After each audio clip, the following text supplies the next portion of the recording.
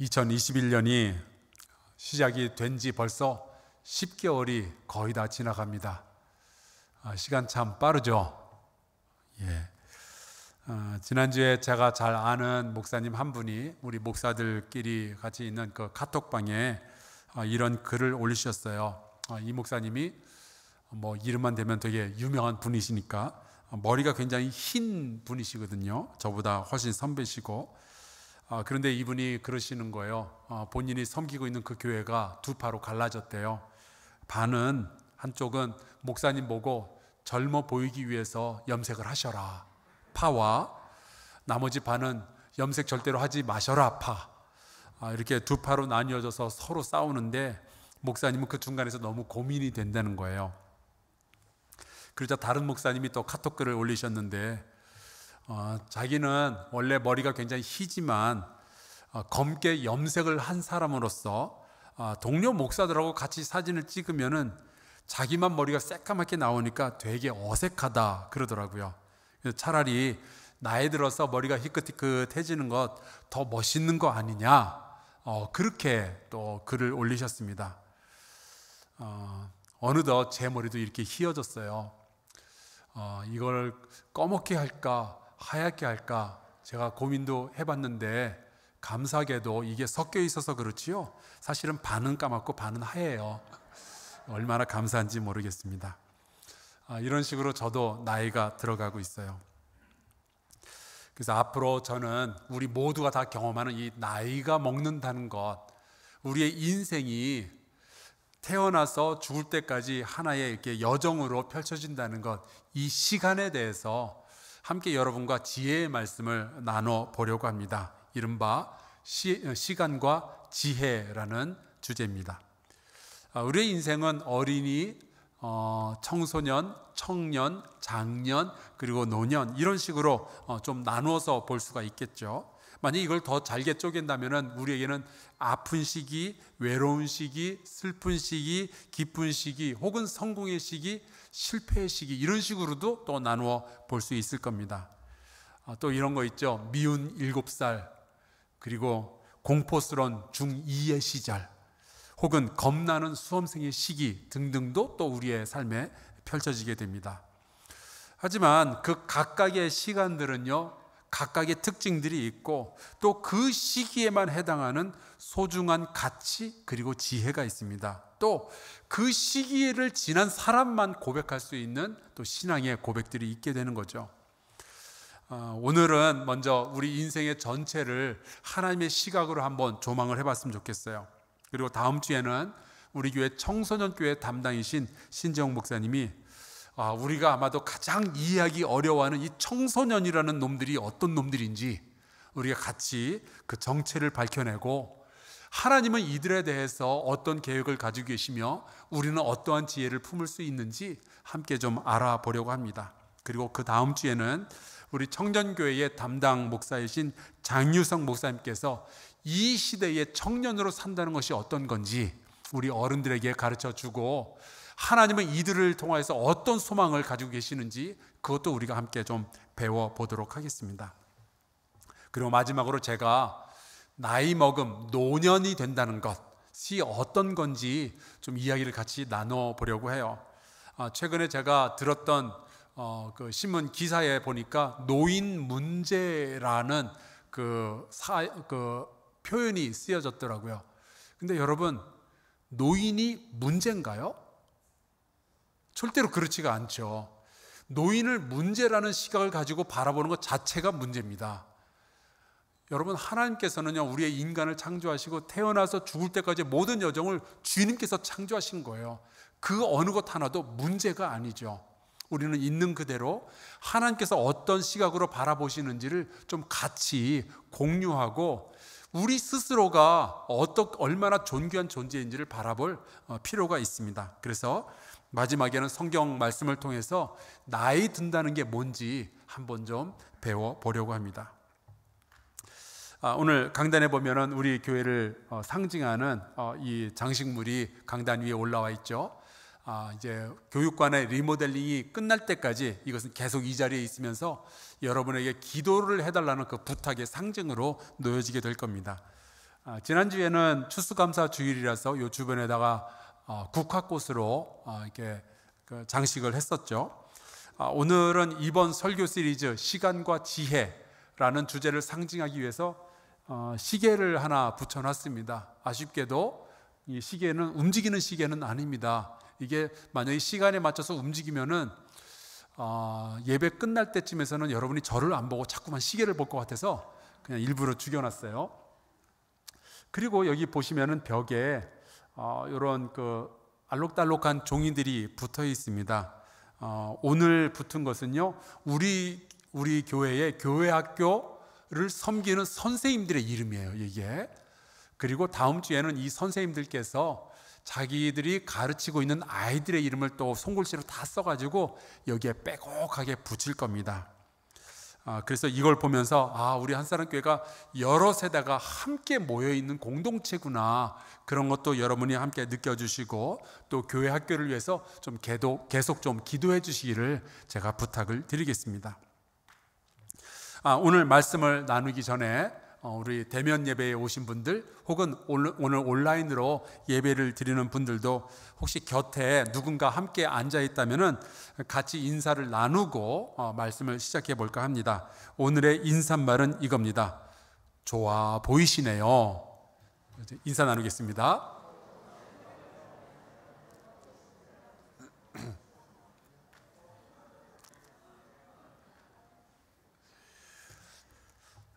여러분 참 제가 보기에도 좋아 보이십니다. 멋지고요, 또 사랑스럽고 또 믿음도 좋아 보이시고요. 갑자기 좀 궁금해지죠? 어때요? 여러분 보시기에도 제가 괜찮아 보입니까? 아유, 고맙습니다. 이게 별것 아닌 것 같지만 이런 이야기 어디서 한번 툭 들으면은 기분도 좋아지고 괜히 이렇게 어깨도 펴지고 용기가 나죠. 근데 제가 숨겨놓았던 진짜 질문이 있어요. 여러분 대답은 하지 마시고요. 방금 여러분이 인사 나눴던 그분 진짜로 좋아 보여요? 아멘. 네.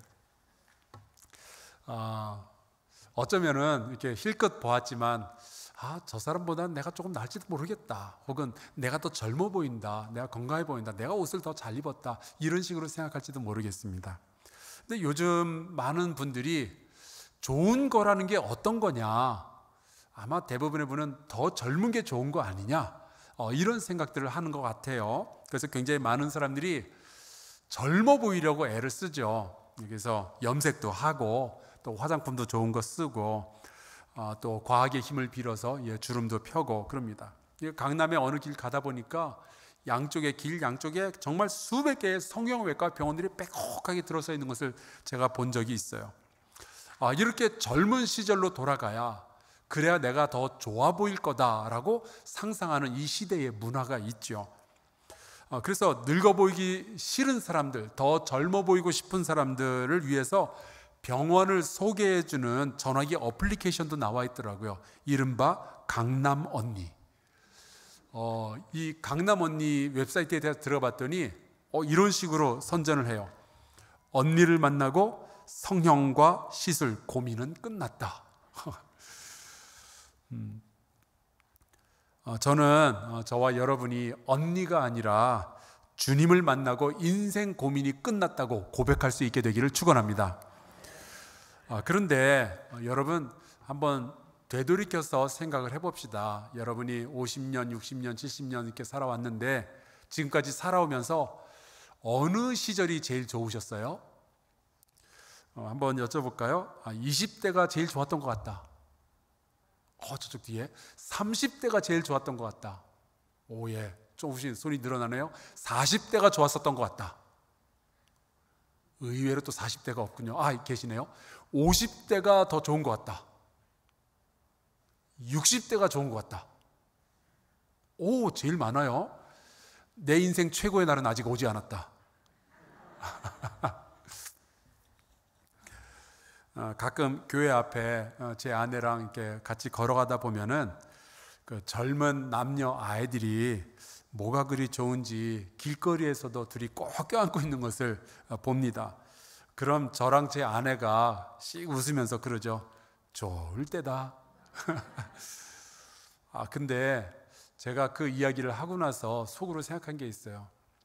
그게 좋을 때면 그때를 빼면 나머지는 안 좋을 때인가? 여러분 어떻게 생각하세요? 그 젊은 시절, 그 열정이 활활 타오르던 그때를 빼면은 좋은 시절이 없었나요? 저도 생각해 보니까 20대 때 참 좋았던 기억이 많이 있습니다. 여러분이 저 못 보셔서 그렇겠지만 제 20대 때 몸매가 장난이 아니었거든요. 여기 우리 장성종 장로님 앉아 계시죠? 저 보셨잖아요. 그죠? 괜찮았죠? 예. 제가 뭐 아픈 데도 없고 운동도 되게 열심히 했고 여행도 많이 다니고, 그런데 생각해 보니까 그 20대 때 제가 군대를 갔더라고요. 참 많이 두들겨 맞았던 것 같아요.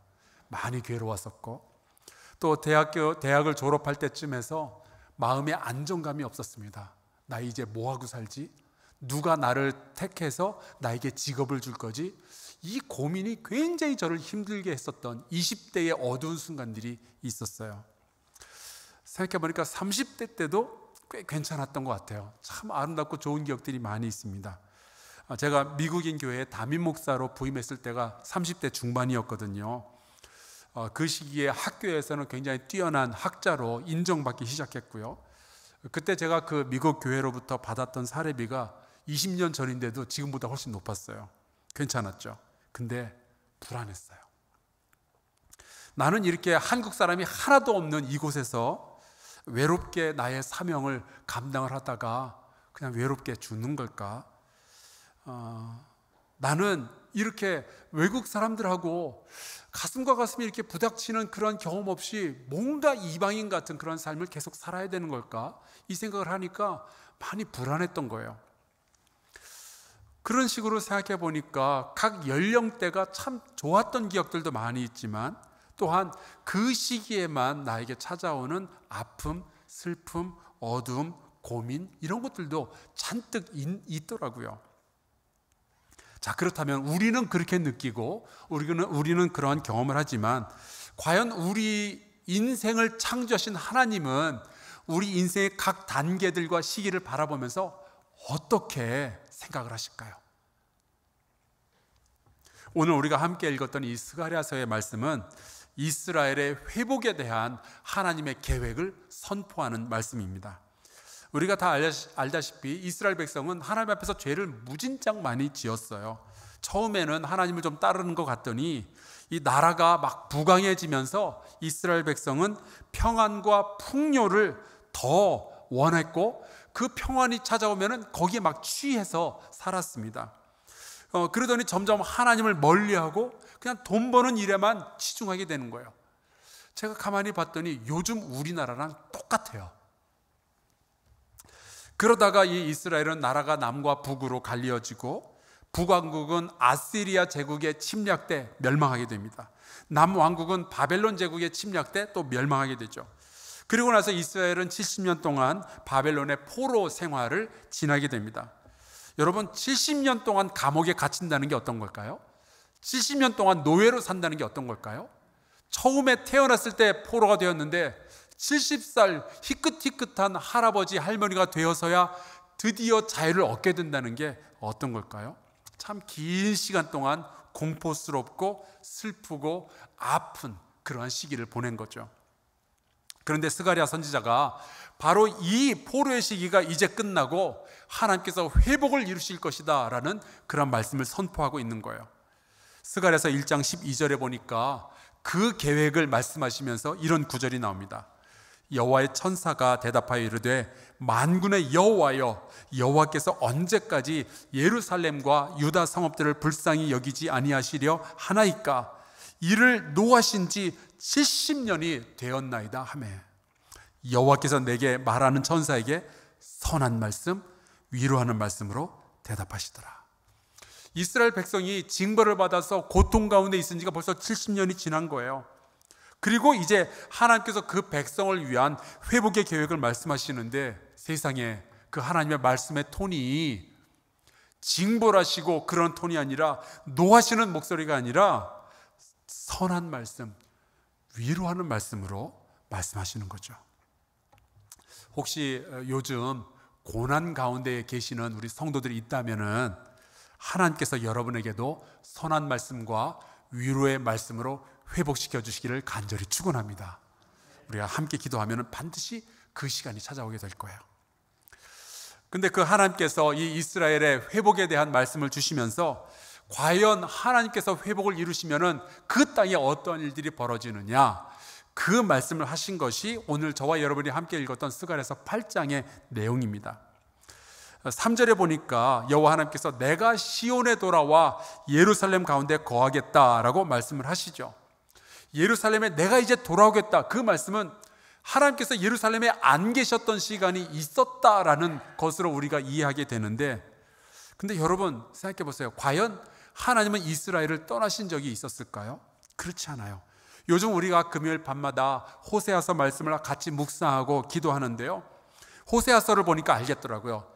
이 이스라엘 백성은 죄를 지으며 하나님을 반역하고 하나님을 계속 떠나가는데 하나님은 그 죄 지은 백성을 떠나질 못하시는 거예요. 왜냐하면 너무나도 깊이 사랑하시니까. 여러분, 사실 만약에 하나님이 어느 한 장소를 떠나신다고 하면은 하나님이 없는 자리, 빈 공간이 생겨야 될 거 아니겠어요? 근데 이게 논리적으로 말이 안 되죠. 왜냐하면 하나님은 무소부재하신 분이잖아요. 안 계신 곳이 없잖아요. 하나님은 온 우주를 채우고 계시는 분이잖아요. 그런데 하나님이 안 계신 곳이 어디 있어요? 자, 그렇다면 하나님께서 예루살렘으로 돌아오신다라는 말씀은 무슨 뜻인가? 하나님이 떠나셨다라는 뜻이 아니죠. 오히려 하나님은 늘 거기에 계셨는데 이 백성이 하나님의 말씀에 순종하지 않았었는데 드디어 그들이 여호와 하나님의 음성을 들으며 하나님의 말씀에 순종하는 그 땅, 그 시기가 찾아오게 된다라는 뜻입니다. 이스라엘 백성이 자기의 욕심 따라서 살고 우상을 섬기면서 살고 다른 나라의 눈치 보면서 살았었는데 하나님을 무시하는 인생을 살고 있었는데 드디어 하나님께서 왕이 되시고 이 백성은 드디어 하나님을 의지하며 순종하는 백성이 된다라는 뜻이에요. 그게 여호와께서 돌아오신다라는 말씀의 속뜻입니다. 그런데 이 말씀 가운데서 우리가 주목해 볼 구절이 바로 4절과 5절 말씀입니다. 제가 읽을게요. 만군의 여호와가 이같이 말하노라. 예루살렘 길거리에 늙은 남자들과 늙은 여자들이 다시 앉을 것이라. 다 나이가 많으므로 저마다 손에 지팡이를 잡을 것이요 그 성읍 거리에 소년과 소녀들이 가득하여 거기에서 뛰놀리라. 하나님께서 말씀하시는 이 예루살렘 길거리는요, 회복의 장소예요. 하나님이 다스리시는 장소예요. 그래서 이곳은 바로 이 땅에 이루어지는 하나님의 나라와 같은 거죠. 그래서 이스라엘 백성은 하나님의 백성이 다시 될 것이고 하나님은 이스라엘을 다스리고 정의와 공의로 사랑으로 다스려 주시는 하나님이 되어 주실 겁니다. 그러면은 이 회복의 장소에 어떠한 사람들이 모이게 될 것인가? 그곳에 어떠한 사람들이 살게 될 것인가? 하나님이 그려주시는 이 회복의 땅에 모이는 사람들은 누구냐? 늙은 남자들과 늙은 여자들이래요. 사실 이 사람들은요, 혼자 힘으로는 걷기도 힘들어가지고 손에 지팡이를 잡아야 할 정도로 나이가 많은 사람들이다 라고 하나님께서 말씀하시죠. 제가 이 말씀을 읽으면서 가슴에 감동이 있었어요. 깨달음이 있었어요. 아, 하나님께서 꿈꾸시는 그 세상은 노인이 제외되는 세상이 아니라 그들이 기쁨 가운데 소망 가운데 초대받는 세상이었구나. 하나님은 미래의 소망을 말씀하실 때 그냥 다음 세대 어린이들 이런 이야기만 하시는 것이 아니라 나이 많은 사람들, 이제 힘이 없는 사람들조차도 하나님의 계획 가운데 소망 가운데 품고 계시는 거구나. 또 있어요. 하나님께서 이스라엘의 완전한 회복을 말씀을 하실 때 그 땅에는 소년과 소녀들이 가득하여 거기에서 뛰놀게 될 거랍니다. 소년과 소녀들, 이들은 누군가가 보호해 주어야만 하는 사람들이에요. 스스로 경제활동을 할 수 없는 연약한 사람들이죠. 그래서 소년과 소녀들, 나이 많은 사람들은 어쩌면은 경제활동을 할 수도 없고 힘도 없고 누군가에게 의존해야 되고 누군가의 보호를 받아야 되는 사람들이죠. 그런데 하나님께서 그리시는 그 회복의 그림 속에는요, 힘 있고 돈 있는 어떤 성인들, 장년들만 있는 것이 아니라 어린이들과 노인들이 함께 그 자리에 있는 거예요. 이른바 전 세대가 하나님의 사랑과 하나님의 회복의 계획 가운데 들어있는 거죠. 제가 이 말씀을 읽으면서 깨달았습니다.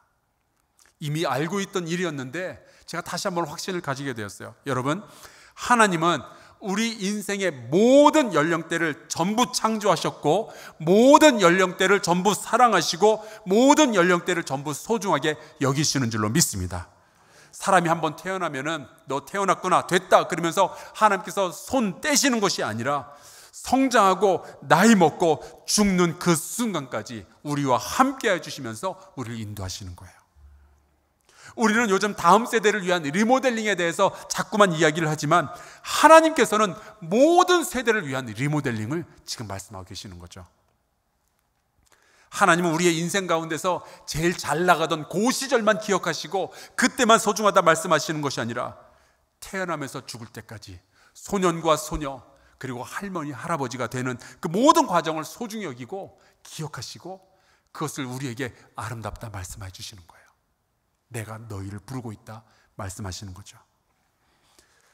우리는 아마 살면서 내가 좋았던 때와 좋지 않았던 때를 구별하게 될 거예요. 그때가 좋았었는데 이때는 너무 안 좋았었다.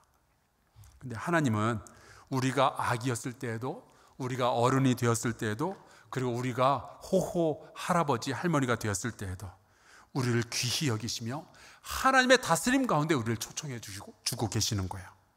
이게 너무나도 기가 막힌 은혜죠.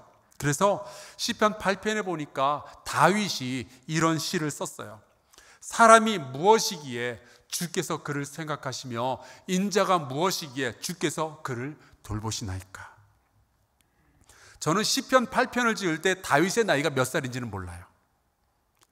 하지만 그 순간 다윗은 이 시를 지었을 땐 자기가 감당할 수 없는 큰 은혜와 사랑을 하나님으로부터 받고 있다라는 것을 깨닫고 이 시를 쓴 거죠. 10대 소년이었을 때도, 혹은 40년 동안 이스라엘 백성을 다스리고 이제 죽음을 눈앞에 두었을 때도 아마 다윗은 같은 고백을 했을 거예요. 도대체 나 같은 존재가 무엇이길래 하나님은 나를 이렇게 생각하시며 나를 돌보시는 것일까? 나는 하나님 앞에서 이렇게 귀하고 사랑받는 존재구나 하는 겁니다. 저는 누가복음 15장에 나오는 그 탕자의 비유를 읽으면서 이런 생각을 해본 적이 있어요. 이 탕자가 아버지의 유산을 받아서 집을 떠나서 외국으로 가버리죠. 여러분, 그때 탕자의 나이가 몇 살이었을까요? 많은 그림들 보면은 되게 젊은 사람으로 그려놨어요. 그래서 저는 그냥 성경도 제대로 읽어보지 않고 그냥 20대겠거니 생각을 했죠. 근데 주님은 이 탕자의 비유를 말씀하실 때 이 탕자의 나이에 대해서는 함구하십니다. 왜 함구하셨을까? 이 탕자는 10대일 수도 있고요, 50대, 60대일 수도 있고요, 80대일 수도 있어요. 이 말씀은 하나님의 보호와 그분의 다스림을 떠날 수 있는, 하나님을 거역할 수 있는 모든 연령대를 향한 주님의 말씀이거든요. 근데 하나님은 놀랍게도 그 모든 사람들을 사랑하시며 다시 집으로 돌아오기를 기다리고 계시는 거예요. 하나님은 우리가 소년이든 우리가 할아버지 할머니가 되었든 모든 연령대를 소중히 여기시며 우리가 인생을 살아가면서 지나가는 모든 시기, 모든 순간들을 다 소중히 바라보고 추억하고 계시는 거죠. 스위스와 프랑스의 접경지대를 가보면 CERN이라는, 아마도 CERN, 인류 역사상 가장 거대한 실험 장치가 있습니다. 유럽 입자물리학 연구소라는 단체가 운영을 하고 있는데요, 이 기계를 통해서 이 물리학자들이 새로운 원소를 발견하고 연구하고 만들고 그런 일들을 합니다. 이 일을 더 효율적으로 하기 위해서 이 학자들이 발명해낸 게 요즘 우리가 사용하는 인터넷이에요. 그런데 이 연구소에서 만들고 발견한 어떤 원소들은 그야말로 몇백만 분의 1초 동안만 존재하고 사라진대요. 그런데 그 짧은 시간 동안 존재하는 그 원소를 만들고 발견하기 위해서 이 연구소가 쓰는 돈이 수조 원을 넘습니다. 이 한 나라가 그 돈을 다 감당하기가 어려우니까 유럽의 여러 나라들이 돈을 같이 모금까지 해가면서 그런 것들을 발견하고 연구하고 그러는 거예요. 여러분, 단 몇백만 분의 1초 동안 존재하는 그 작은 원소 하나를 위해서 그렇게 많은 사람들이, 많은 자금이 투입되어서 연구를 한다면, 그걸 그렇게 소중히 여긴다면, 하나님의 은혜로 이 땅에 태어나서 인생을 살아가는 우리라는 존재는, 예수 그리스도의 십자가의 보혈로 구원받은 우리라는 존재는 하나님의 눈에 얼마나 소중하게 보일까요? 제가 사랑하는 목사님들 가운데 제가 인정하는 천재가 한 분 계셔요. 이분은 홍익대에서 산업 디자인을 전공을 하셨고요, 미국으로 건너가서 자그마치 하버드 대학에서 대학원 공부를 하신 다음에, 그 다음에 이제 에모리 대학에 오셔서 상담학으로 박사 공부를 하시던 분이었습니다. 제가 에모리 대학을 다닐 때 이분을 거기서 만났어요. 근데 이분이 노래도 잘하시고 기타도 잘 치시는 분이라 함께 유학생들과 더불어서 찬양하고 기도하는 이 모임을 만들어서 참 은혜스러운 시간을 오랫동안 가졌었습니다. 근데 이분이 심지어 작사 작곡도 그렇게 잘하시는 거예요. 이분이 CD도 냈습니다. 근데 이분이 쓰신 곡들 중에 이런 노래가 있었어요. 지금이 아름답지 아니한가요? 가사가 처음 부분만 보면 이렇게 됩니다. 지금이 아름답지 아니한가요? 아름답지 않다는 지금이. 이 가사는 사실 이 목사님의 신앙 고백이에요. 자신이 살아온 시절 가운데 어둡고 아팠던 시절들이 굉장히 많이 있었는데, 이제 하나님 만나고 나니까 그 모든 시간들이 굉장히 아름다웠었다는 것, 그리고 지금 내가 겪고 있는 이 순간도 하나님의 눈에는 굉장히 아름답게 보이고 있다는 것, 이걸 깨달은 다음에 이 노래를 지었던 거죠. 예전에 그래서 제가 똑같은 제목으로 설교를 한번 한 적도 있었습니다. 어쩌면 우리 성도들 가운데는 요즘 좀 너무 힘이 들어가지고 빨리 이 시간이 좀 지나갔으면 좋겠다라고 생각하시거나, 아니면 과거에 그때는 너무 좋았었는데 지금은 너무 힘들어, 그런 말씀 하시는 분들이 있을지도 모르겠어요. 하지만 여러분, 지금 우리가 지나가고 있는 이 시간은 하나님의 눈에 굉장히 아름다운 시간입니다. 우리 성도들 가운데는 요즘 자녀와의 관계가 너무 힘들어가지고 빨리 이 시간이 지나가기를 기도하는 분들이 계셔요. 하지만 여러분, 언젠가는 이 아팠다는 이 시간이, 어두웠다는 이 시간이 굉장히 아름다웠었다라는 것을 깨달을 그 시간이 오게 될 겁니다. 하나님의 다스림 안에 있으면요, 그 어느 시간도 버려지는 시간은 없을 거예요. 여러분의 인생에 어떤 스테이지, 어떤 단계에 있을지라도 하나님의 다스림 안에 있다면 여러분의 인생은 굉장히 아름다운 순간을 지나가고 있는 겁니다. 내가 나이가 아무리 많아도, 아무리 적어도 여러분은요, 하나님께서 선물로 주신 그 인생을 살아가고 있는 중인 거예요. 아마 여러분 가운데 이 배우의 이름을 아시는 분들이 많이 있을 겁니다. 오드리 헵번. 1993년에 암으로 죽었지만 저도 저분이 나오는 영화를 본 적이 있어요. 저분이 전 세계에서 가장 아름다운 사람이었다고 합니다. 사진을 보니까 이해가 좀 돼요. 그런데 여러 사람들이 이런 이야기를 했어요. 저 오드리 헵번이라는 배우가 가장 아름다웠던 시절은 20대가 아니라 60대였다고. 그게 어떻게 가능한가? 지금 저 사진을 보시면 알 거예요. 지금 보시는 사진이 실제로 저 오드리 헵번이라는 여배우가 죽기 얼마 전에 아프리카의 난민들, 그 아이들을 돌보다가 찍었던 사진입니다. 말할 수 없는 그 아이들을 대변하는 그 일을 평생 하다가 이제 암으로 죽게 됐죠. 제가 저 사진들을 보면서 깨달은 게 있습니다. 여러분, 우리의 아름다움은 유전자로 결정되는 게 아니에요. 하나님의 다스림 가운데 있으면요, 하나님의 일을 하고 있으면요, 여러분, 우리는 아름다운 사람인 거예요. 우리는 아름다운 순간을 살아가고 있는 거죠. 제가 예전에 20세기의 가장 아름다운 여성이라는 제목의 사진을 본 적이 있습니다. 이런 사진이었어요. 마더 테레사. 저 깊게 주름이 패인 저 얼굴이 20세기의 가장 아름다운 여성이래요. 근데 저분의 삶을 제가 알고 있으니까 그 사진 제목에 동의를 하게 되더라고요. 만약에 여러분이 하나님의 말씀을 알고 우리를 바라보시는 그 하나님의 시선을 알고 있다면 여러분의 인생이 참 아름다운 시간을 지나고 있다는 것에 동의하시게 될 거예요. 하나님은 여러분의 몸만 창조하신 것이 아니라 여러분의 인생도 계획하시고 여러분을 지금도 인도하고 계시기 때문에 여러분의 시간은요, 아플 수 있어요. 여러분의 시간은 외로울 수 있어요. 여러분의 시간은 어두울 수 있어요. 하지만 아름답지 않은 시간은 없을 거예요. 하나님께서 우리에게 주시는 인생의 모든 시간들은 어리거나 젊거나 늙었거나 아프거나 그 어떤 시간도 절대로 저주가 될 수가 없어요. 다 은혜인 거죠. 그래서 시편의 시인도 이렇게 노래를 합니다.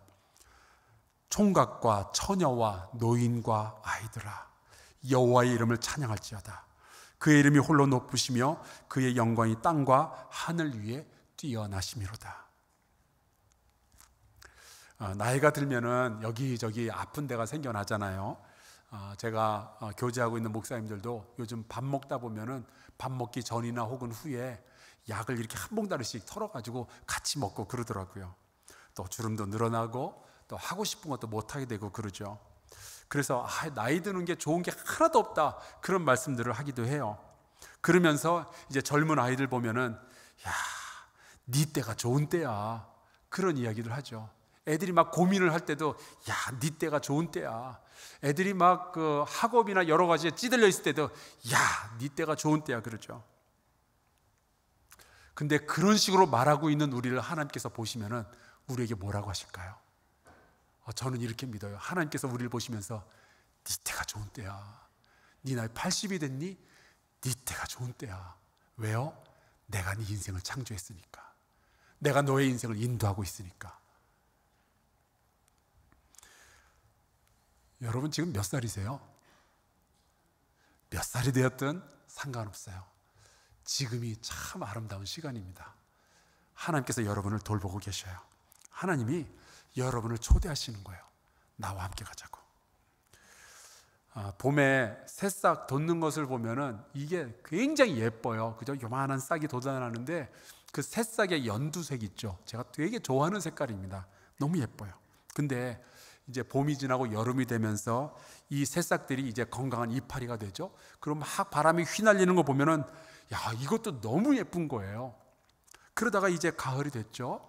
그러면서 이제 단풍이 들기 시작합니다. 노랗게 빨갛게 단풍이 들면 야, 여러분 이게 5월의 꽃들보다 더 화려하고 예쁜 것 같아요. 제가 그런 자연을 보면서 이런 생각을 합니다. 나무는 1년 내내 아름답지 않은 순간이 없구나. 하나님의 눈에 여러분도 그렇게 보이고 있어요. 여러분, 우리가 태어나서 죽는 그 순간까지 하나님 눈에 아름답지 않은 순간이 있을까요? 없죠. 예, 아픈 순간이 있어요. 슬픈 순간이 있어요. 외로운 순간이 있어요. 하지만 우리가 아름답지 않은 순간은 없을 겁니다. 하나님께서 사람을 만드실 때 보기에 심히 좋았더라 말씀을 하시죠. 이 좋았더라라는 말에 해당하는 히브리어가 토브라는 단어인데 아름답다라는 표현으로 오히려 더 많이 쓰이는 그러한 단어입니다. 하나님은 우리의 몸만, 인간만 창조하신 것이 아니라 인생도 아름답게 창조하시고 지금도 아름답게 이끌어 가시는 줄로 믿습니다. 여러분, 우리의 인생의 모든 단계, 모든 순간에는요, 그때에만 주어지는 하나님의 독특한 은혜가 있어요. 그때에만 우리가 꿈꿀 수 있는 소망이 있고요, 그때에만 배울 수 있는 지혜가 있습니다. 그때를 지나야만 고백할 수 있는 찬송이 있는 거죠. 하나님께서는요, 우리를 그렇게 지으셨어요. 그렇다면 우리는 어떻게 살아야 될까요? 우리가 해야 할 일이 있습니다. 하나님께서 우리의 모든 순간을 그렇게 소중하고 아름답게 여기신다면 우리도 하나님처럼 해야죠. 여러분이 지금 어떠한 시간을 지나가고 있는지는 모르겠지만 여러분의 시간을 한숨과 눈물로만 채울 것이 아니라 감사와 찬양과 거룩함과 순종함으로 채울 수 있기를 주의 이름으로 축원합니다. 주께서 이스라엘 백성에게 이렇게 말씀을 하셔요. 소년과 소녀도, 나이 든 할머니, 나이 든 할아버지도, 지금 자유를 갈망하는, 지금도 노예의 삶 가운데서 어려워하고 있는 자들이 여전히 지금도 해야 할 일이 있다. 무엇이냐? 너희가 해야 할 일은 이러하니라. 너희는 이웃과 더불어 진리를 말하며 너희 성문에서 진실하고 화평한 재판을 베풀고 마음에 서로 해하기를 도모하지 말며 거짓 맹세를 좋아하지 말라. 아무리 힘들고 어려운 순간은 지나갈지라도 하나님의 백성으로서 자존심을 지키고 살아가라는 겁니다. 여러분은 아름다운 사람들이에요. 여러분은 아름다운 순간을 지나가고 있어요. 그 시간을 또한 아름다운 삶으로 채워낼 수 있기를 주 예수 그리스도 이름으로 축원합니다. 함께 찬송가 384장 같이 불렀으면 좋겠어요. 제가 이 설교를 준비하면서 이 찬송을 부르면서 얼마나 은혜가 됐는지 모릅니다. 가사 내용이 이렇죠. 나의 갈 길 다 가도록 예수 인도하시니. 내가 어렸을 때나 장년이 되었을 때나 아니면 죽음을 눈앞에 두었을 때도 여전히 주님의 인도하심을 받고 있잖아요. 내 주 안에 있는 긍휼 어찌 의심하겠는가. 어려운 일 당한 때도 족한 은혜 주시네. 영영 부를 나의 찬송 예수 인도하셨네. 우리 같이 찬송하고 기도하겠습니다.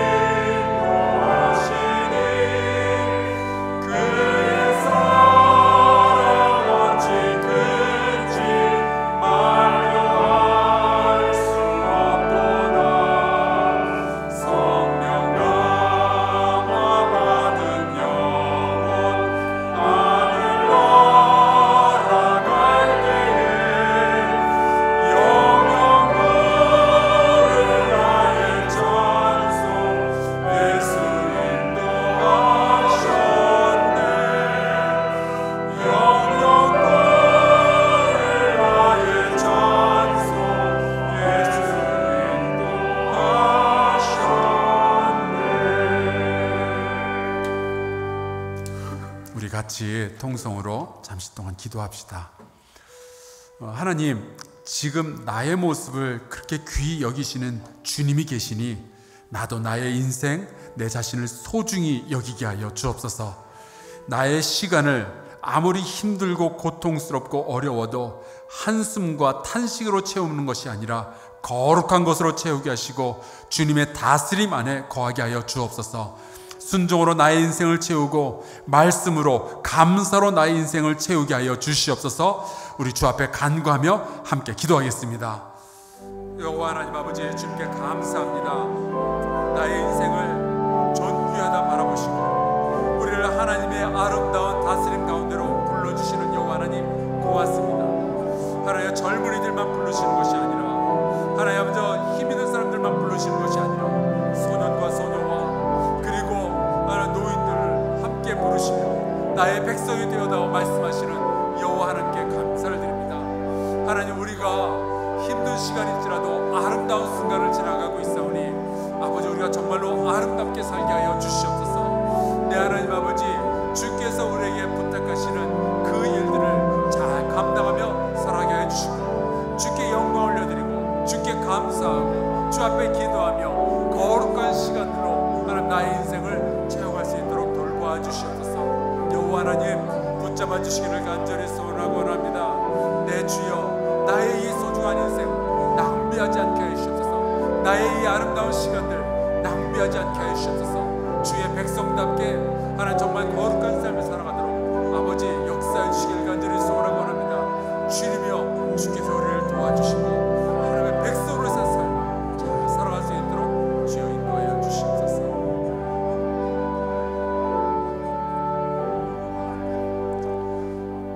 하나님 아버지, 우리를 존귀히 여겨주셔서 감사합니다. 부족하고 죄 많지만 하나님의 임재와 다스림 가운데 우리를 초대해 주시니 감사합니다. 때로 우리가 탕자처럼 방황하기도 하지만 여전히 우리를 사랑하며 기다려 주셔서 감사합니다. 주님께서 우리의 모든 인생을 아름답게 인도하기를 원하시니 이제 우리가 하나님의 백성답게 살게 하여 주옵소서. 인생의 어느 지점에 내가 속해 있더라도 하나님을 찬송하는 사람이 되게 하여 주시옵소서.